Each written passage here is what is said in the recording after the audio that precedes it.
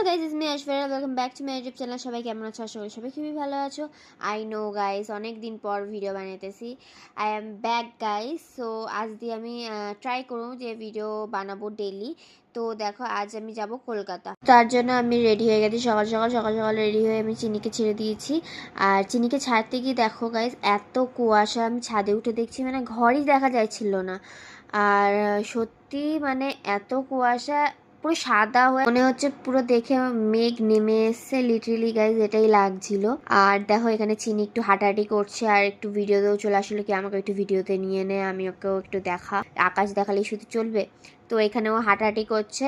তো ওকে ফ্রেশ করার পর ঘরে দিয়ে আমরা কলকাতার জন্য রওনা দিয়ে দিলাম।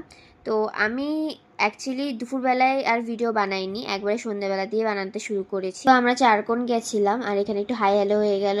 তারপরে আর ঘুরতে আসলে একটু ভিডিও না হলে চলে, তো আমিও একটু নিজের ফেসটা দেখিয়ে নিলাম। আর এখানে দেখো তন্নি, এ হলো তন্নি আমার বুনু।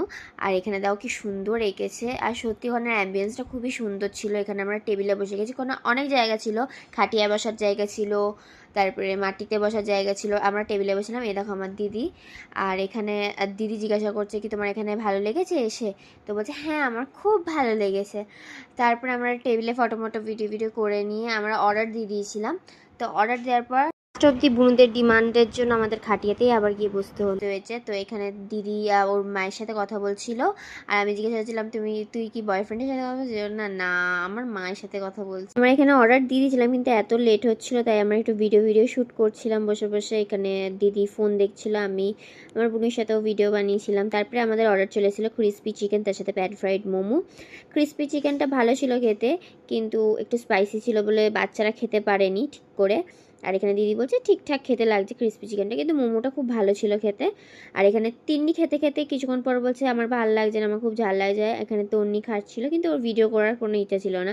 তো তারপরে আমাদের ফ্রেঞ্চ ফ্রাই চলে এসেছিলো। ফ্রেঞ্চ ফ্রাই দেখো কোয়ান্টিটিটা কতটা। এখানে তন্নি বলছে আমার খুব ভালো লেগেছে খেয়ে। তো এখানে আমরা একটু ভিডিও শ্যুট করার পর তন্নি চলে গেছে আবার দোলনায় ঝুলতে। দেখো এখানে টায়ারের দোলনা, কি সুন্দর জায়গাটা না। আর দেয়ালে দেখো কি সুন্দর আঁকা করা। এখানে তিন্নি স্টেজে উঠে একটু নাচানাচি করে নিল। আর এখানে তন্নি ঝুলছে, ওর খুব ভালো লাগছিল এখানে ঝুলতে, ও তাই যেতে চাইছিল না। এখানে তন্নি ভিডিও বানিয়ে দিচ্ছিল, আমাদের পারছিল না, তাও একটু ট্রাই করছিল ভিডিও বানানো। তারপরে আমরা বেরিয়ে গেছিলাম বাড়ির জন্য। আর এখানে বাড়ির জন্য যেতে গিয়ে আমরা একটা জিনিস কিনছিলাম।